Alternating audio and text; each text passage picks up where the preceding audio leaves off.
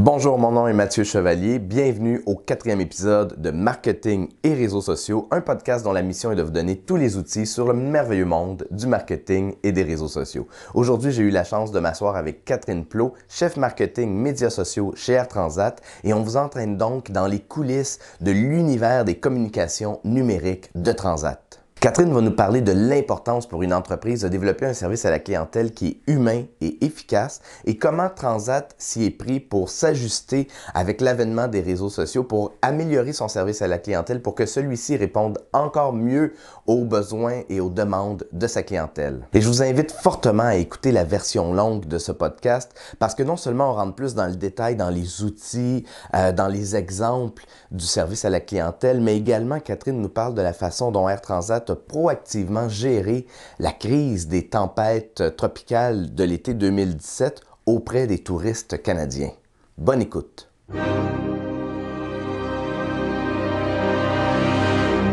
Salut Catherine, merci beaucoup d'avoir accepté mon invitation. Bien, ça me fait plaisir, merci de me recevoir. Quand on a discuté avant de s'asseoir ici pour le podcast, un truc qui ressortait beaucoup de ce que de ton expérience, de ce que tu disais, c'est l'importance pour toi que le service à la clientèle a.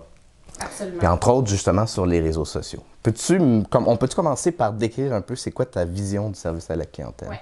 Pour moi, le service à la clientèle, c'est comme la fondation d'une maison. C'est-à-dire qu'il faut que ce soit très, très solide. Sinon, tout ce que tu essaies de bâtir par la suite, ça va reposer sur des bases mouvantes et ça va manquer de crédibilité, ça va manquer d'impact. Si le service à la clientèle n'est pas super solide, super humain, le reste ne peut pas bien fonctionner parce qu'il n'y a pas la crédibilité en arrière pour vraiment asseoir les bases de la campagne marketing, par exemple. Ça peut avoir la bien nono comme question, mais comment on fait pour s'assurer que notre service à la clientèle il soit humain? Il y a plusieurs choses qui font en sorte, selon moi, qu'un service à la clientèle est humain. La première chose, c'est l'empathie. Ce qui est intéressant du service à la clientèle, c'est que les gens qui font ce métier-là sont vraiment... c'est comme un poste mitoyen entre le client et l'entreprise. Donc, c'est ce qui...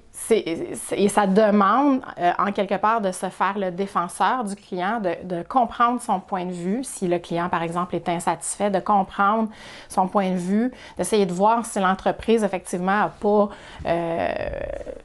pas rempli sa mission, puis d'offrir satisfaction au client. Mais en même temps, d'un autre côté, la personne au service à la clientèle travaille pour la compagnie. Donc, son rôle, c'est de représenter la compagnie auprès des clients. Air Transat, ça existe depuis 30 ans. C'est une grosse entreprise. Quand les réseaux sociaux sont arrivés, j'imagine nécessairement, ça chamboule pour beaucoup d'entreprises. Mais des entreprises qui sont établies depuis longtemps, c'est aussi beaucoup d'adaptation. Ouais. Comment est-ce que les différents départements se sont adaptés pour justement travailler les uns avec les autres, entre autres justement avec les réseaux sociaux? C'est un travail de longue haleine, je dirais, dans le sens où, moi, quand j'ai commencé chez Transat, j'étais toute seule aux médias sociaux et je faisais tout. Donc, autant le volet marketing que le volet service à la clientèle. Et ça me demandait beaucoup de coordination à l'interne avec les différents départements. Il a fallu les sensibiliser à la notion de rapidité. Mais par la suite, on s'est vite rendu compte que j'étais un peu comme une intermédiaire qui un peu ralentissait le processus. Il y avait un intermédiaire entre le client puis le vrai service à la clientèle qui n'avait pas sa place. Donc, ça a été de convaincre, de faire voir aux différentes équipes qui font du service à la clientèle dans d'autres départements de l'entreprise, de leur faire voir que ça leur appartenait aussi un peu en quelque part, même si ce n'était pas un médium qu'ils maîtrisaient. Ça demande beaucoup de gestion de changement, beaucoup de patience aussi, je dirais, mais surtout beaucoup de leadership de la part de l'équipe des médias sociaux parce que c'est facile de dire « c'est pas moi, c'est pas mon médium, etc. » Ça a pris du temps avant qu'ils puissent voir que c'était vraiment eux les meilleures personnes pour répondre aux clients, peu importe la plateforme.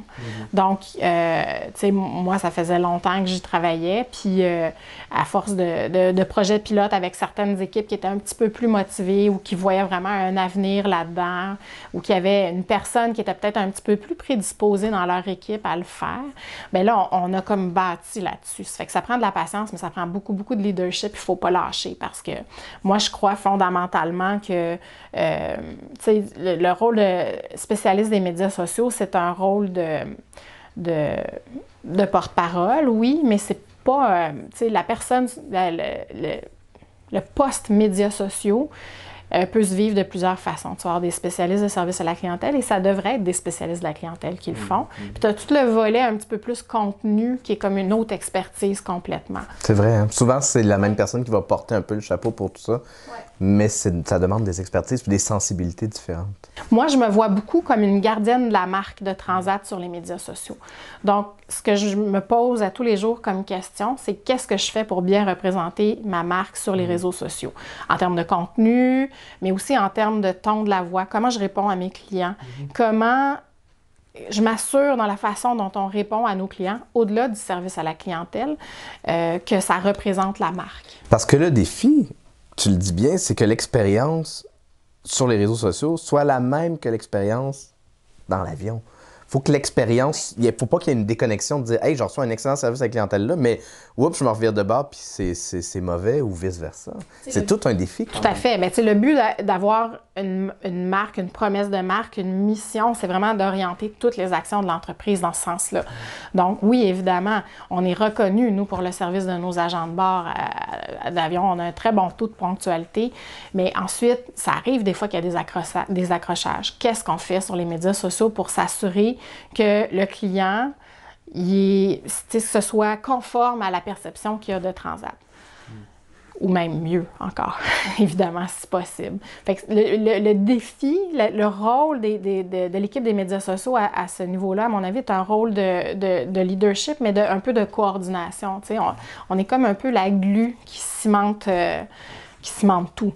Les gens ont leur expertise, puis c'est parfait comme ça. Nous, on s'assure juste que ça se fasse bien sur les réseaux sociaux. On s'assure juste que la façon dont on gère le service à la clientèle est la meilleure possible, ne nous expose pas à des crises, puis représente le mieux possible ce qu'on veut être comme marque. Quels sont les processus que vous avez pour mesurer le degré de satisfaction des clients à chaque étape? On a beaucoup de processus. Nous, on tag chacun des messages entrants qu'on reçoit sur nos médias sociaux. On utilise une plateforme super intelligente là, qui nous permet de faire des rapports hyper détaillés. Donc, on est en mesure... C'est quoi la plateforme? Elle s'appelle Conversocial. Okay. C'est une plateforme assez chérante, là, mais pour une entreprise qui aspire à avoir un service à la clientèle 24/7, des plateformes comme Sprout Social, qu'on a déjà utilisé dans le passé puis qui étaient parfaites à ce moment-là, c'est pas tout à fait assez robuste pour ça. Mais donc, nous, on utilise Conversocial. On est capable de taguer chaque message entrant, de mettre le sentiment. Donc, on fait des rapports régulièrement pour voir, OK, ça a été quoi les sujets chauds ce mois-ci. Hop, on a une augmentation dans tel type de sujet chaud. Ah, le sentiment négatif sur telle affaire a augmenté. Donc, on est capable de mesurer, d'évaluer, d'ajuster aux besoins. Puis, on mesure aussi notre performance comme dans notre offre de service à la clientèle. On mesure notre temps de première réponse. Donc, la première fois que quelqu'un nous écrit, on s'assure qu'on lui donne une réponse à l'intérieur d'une heure, en tout temps. Puis, on vise à avoir un temps de réponse moyen tout le temps en bas d'une heure. Donc, il n'y a vraiment rien qui est laissé au hasard. Tout est mesuré, tout est évalué, puis vous faites du feedback. À quelle période vous regardez le... de façon mensuelle. C'est sûr que, de façon intuitive, s'il y a quelque chose de gros qui sort une semaine, on n'attend pas le mois là, pour en parler. Mais sinon, là, on regarde les tendances de façon mensuelle. Quel est le conseil que tu donnerais à un entrepreneur qui désire améliorer la qualité de son service à la clientèle? Je dirais vraiment empathie, écoute du client. Les médias sociaux sont merveilleux pour ça, c'est qu'on a le feedback à l'état brut de la part du client. On est tout de suite capable de dire ça fonctionne, ça fonctionne pas. Des fois, les clients vont nous mettre en lumière quelque chose que personne n'a vu venir. Si les gens veulent suivre Transat, vous êtes sur quelle plateforme? On est sur Facebook, on est sur Instagram, on est sur Twitter, on est sur YouTube. Super intéressant. Merci beaucoup, Catherine, d'avoir pris le temps de... C'est le fun parce que je regarde pas souvent les réseaux sociaux de l'interne dans une entreprise. Puis tu nous as donné un beau portrait, je trouve, de comment ça se passe chez Transat. Je te remercie d'avoir pris le temps d'en jaser avec moi. Ça me fait plaisir, merci.